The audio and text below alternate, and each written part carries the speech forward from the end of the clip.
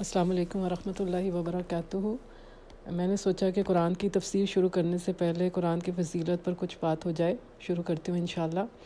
الحمدللہ رب العالمین والصلاة والسلام علی سید المرسلین والعاقبۃ للمتقین، اما بعد، اعوذ باللہ من الشیطان الرجیم، بسم اللہ الرحمن الرحیم۔ قرآن کریم تمام آسمانی کتابوں سے بڑھ کر عزت و شرف، عظمت اور فضیلت اور خیر و برکت سے مالا مال کتاب ہے۔ قرآن مجید اللہ تعالیٰ کا کلام ہے اور اتنی عظیم نعمت ہے کہ اس نعمت کا شکر ادا کرنے کے لیے ہم سب مسلمان ساری زندگی اللہ تعالیٰ کے حضور سجدے میں گزار دیں تب بھی اس کا حق نہیں ادا ہو سکتا۔ انسان اللہ تعالیٰ کی بہترین تخلیق ہے جو جسم اور روح کا مجموعہ ہے، جنہیں غذا کی ضرورت ہے۔ جسم کی غذا اللہ تعالیٰ نے زمین سے عطا کی اور روح کی غذا اللہ تعالیٰ نے آسمان سے وحی کے ذریعے قرآن کی صورت میں نازل فرمائی۔ قرآن کا موضوع انسان ہے تاکہ اس سے ہدایت کی راہ مل جائے۔ قرآن کے بارے میں سورۃ الشعراء کی آیت ہے، سورۃ الشعراء آیت نمبر 192 سے 196 میں اللہ تعالیٰ فرماتے ہیں، وَإِنَّهُ لَتَنزِيلُ رَبِّ الْعَالَمِينَ نَزَلَ بِهِ الرُّوحُ الْأَمِينُ عَلَىٰ قَلْبِكَ لِتَكُونَ مِنَ الْمُنذِرِينَ بِلِسَانٍ عَرَبِيٍّ مُبِينٍ وَإِنَّهُ لَفِي زُبُرِ الْأَوَّلِينَ۔ بلا شبہ یہ قرآن مجید رب العالمین کا نازل کردہ ہے، جسے روح الامین جبرائیل علیہ السلام لے کر نازل ہوئے۔ آپ صلی اللہ علیہ وآلہ وسلم کے دل پر انہوں نے نازل کیا تاکہ آپ صلی اللہ علیہ وآلہ وسلم ڈرانے والے ہوں۔ صاف عربی زبان میں ہے اور بلا شبہ اس کا ذکر پچھلی کتابوں میں بھی ہے۔ اللہ سبحانہ و تعالیٰ نے اپنے بندے محمد صلی اللہ علیہ وآلہ وسلم پر 7ویں سنچری عیسوی میں پہلی مرتبہ وحی نازل فرمائی، اور اس وقت نبی کریم صلی اللہ علیہ وآلہ وسلم کی عمر صرف 40 سال تھی۔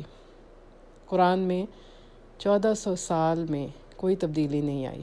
جو فیکٹس اس وقت بتائے گئے آج 20ویں صدی کے بعد سائنس اسے پروو کر رہی ہے۔ سبحان اللہ، جس زبان میں یہ کتاب اتری ہے وہ زبان بھی محفوظ ہے، اور قرآن مجید ایک کتاب کی شکل میں نازل نہیں ہوا تھا، بلکہ جبرائیل علیہ السلام اللہ کا کلام وحی کی شکل میں آپ صلی اللہ علیہ وآلہ وسلم کے دل پر اتارتے۔ آپ صلی اللہ علیہ وآلہ وسلم سکون سے وحی کو قبول فرماتے، اور جب جبرائیل علیہ السلام چلے جاتے تو اس وحی کو ویسے ہی پڑھ لیتے جیسے اللہ تعالیٰ نے وعدہ فرمایا ہے۔ اللہ تعالیٰ نے فرمایا، اِنَّ عَلَيْنَا جَمْعَهُ وَقُرْآنَهُ۔ سورۃ القیامہ آیت 17 میں فرمایا، اس کا جمع کرنا اور اس کا پڑھوانا ہمارے ذمہ ہے۔ قرآن کریم رمضان میں نازل ہوا اور لیلۃ القدر کو سارا کے سارا آسمان دنیا پر نازل کر دیا گیا، پھر تھوڑا تھوڑا کر کے حالات کے مطابق آپ صلی اللہ علیہ وآلہ وسلم پر نازل ہوتا رہا۔ زیادہ تر عرب اگرچہ پڑھنا لکھنا نہیں جانتے تھے، مگر انتہائی پختہ قوت حافظہ کے مالک تھے۔ انہیں نہ صرف اپنے نسب نامے بلکہ اپنے اونٹوں کے نسب نامے بھی 7 پشتوں تک یاد ہوتے تھے۔ نبی کریم صلی اللہ علیہ وآلہ وسلم بھی امی تھے، یعنی پڑھنا لکھنا نہیں جانتے تھے، مگر پہلے فرد تھے جنہوں نے قرآن پاک کو حفظ کیا، اور پھر آپ کے صحابہ کرام بھی سنتے ہی فوراً اسے یاد کر لیتے تھے۔ اس طرح اللہ تعالیٰ نے قرآن کو دلوں میں محفوظ کیا۔ اسی طرح قرآن کی حفاظت کتابت کے ذریعے بھی ہوئی۔ کاتبین وحی بہت کم تھے تعداد میں، لیکن ہر وقت نبی کریم صلی اللہ علیہ وآلہ وسلم کی خدمت میں حاضر رہتے تھے۔ جو ہی وحی نازل ہوتی، آپ صلی اللہ علیہ وآلہ وسلم ان کو ڈکٹیٹ کرواتے، اور ان کاتبین میں مرد حضرات کے علاوہ امہات المومنین حضرت عائشہ رضی اللہ عنہا، حضرت حفصہ رضی اللہ عنہا اور حضرت سلمہ رضی اللہ عنہا شامل ہیں۔ لفظ قرآن خاص عربی کا لفظ ہے جس کا مصدر ہے قرأ، یعنی پڑھنا، اور قرآن کا مطلب ہے بار بار، مبالغے کا صیغہ ہے قرآن، بار بار پڑھی جانے والی کتاب۔ اور قرآن کی قرأت کرنا عبادت ہے۔ مومن اس کے ذریعے اللہ تعالیٰ کا قرب حاصل کرتا ہے۔ آپ صلی اللہ علیہ وآلہ وسلم نے تلاوت قرآن پر ثواب کی بشارت یوں فرمائی کہ جو شخص قرآن مجید کے ایک لفظ کی تلاوت کرے گا اسے 10 نیکیوں کا ثواب ملے گا۔ میں یہ نہیں کہتا کہ الف لام میم ایک حرف ہے، بلکہ الف ایک حرف ہے، لام ایک حرف ہے اور میم ایک حرف ہے، یعنی صرف الف لام میم پڑھنے پر 30 نیکیاں نامہ اعمال میں لکھی جاتی ہیں۔ سبحان اللہ۔ قرآن کی زبان عربی ہے، مگر غیر عربوں کی ایک بہت بڑی تعداد اسے بہت عقیدت سے تجوید کے ساتھ پڑھتی ہے، تو تو کیا وہ اس کے پیغام کو نہیں سمجھ سکتی؟ بالکل سمجھ سکتی ہے اگر سمجھنا چاہے۔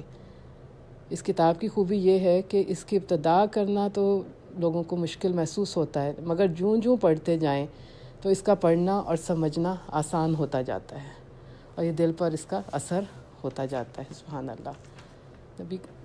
جیسے اللہ تعالیٰ نے فرمایا سورۃ القمر آیت 17 میں، وَلَقَدْ يَسَّرْنَا الْقُرْآنَ لِلذِّكْرِ فَهَلْ مِن مُدَّكِرٍ، بے شک ہم نے قرآن کو آسان بنایا ہے تو ہے کوئی جو نصیحت حاصل کرے۔ جو بھی اسے سیکھنے کا یا جاننے کا شوق رکھتا ہے اللہ تعالیٰ اس کی رہنمائی فرماتے ہیں اور اسے ہدایت سے نوازتے ہیں۔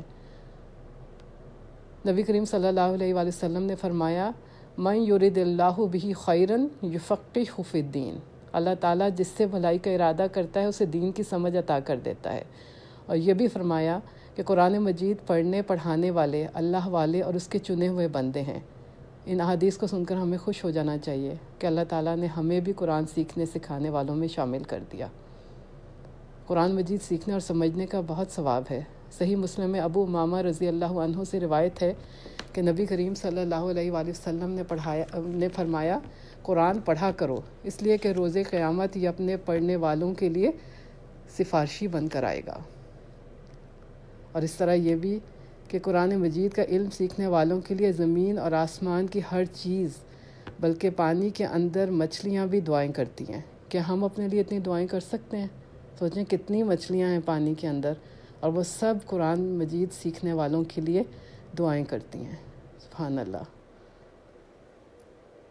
جب ہم قرآن کو سمجھ کر پڑھتے ہیں تو اللہ تعالیٰ اور رسول صلی اللہ علیہ وآلہ وسلم سے محبت میں اضافہ ہوتا ہے۔ اسی طرح دلوں کی بیماری دور ہوتی ہے، جہالت دور ہوتی ہے، جو ہمیں شیطانی خیالات آتے رہتے ہیں ان سے چھٹکارا مل جاتا ہے، پھر شکوک و شبہات دور ہو جاتے ہیں الحمدللہ۔ اس لیے ہمیں چاہیے کہ ہم مکمل کتاب کی تعلیم حاصل کریں، نہ کہ صرف چند صورتوں کی تعلیم جیسا کہ زیادہ تر لوگ کرتے ہیں۔ آہستہ آہستہ اس کو سیکھیں، کیونکہ آہستہ آہستہ سیکھنے سے انسان کے ایمان میں، یقین میں، عمل میں، علم میں پختگی آتی جاتی ہے۔ اس لیے انشاءاللہ ہم سب ہر روز چند آیات کا ترجمہ اور تفسیر پڑھیں گے اور سنیں گے انشاءاللہ۔ دعا ہے کہ اللہ تعالیٰ ہم سے یہ کام لے لے اور ہمیں علم نافع کی دولت سے مالا مال فرما دے۔ آمین یا رب العالمین۔ السلام علیکم ورحمۃ اللہ وبرکاتہ۔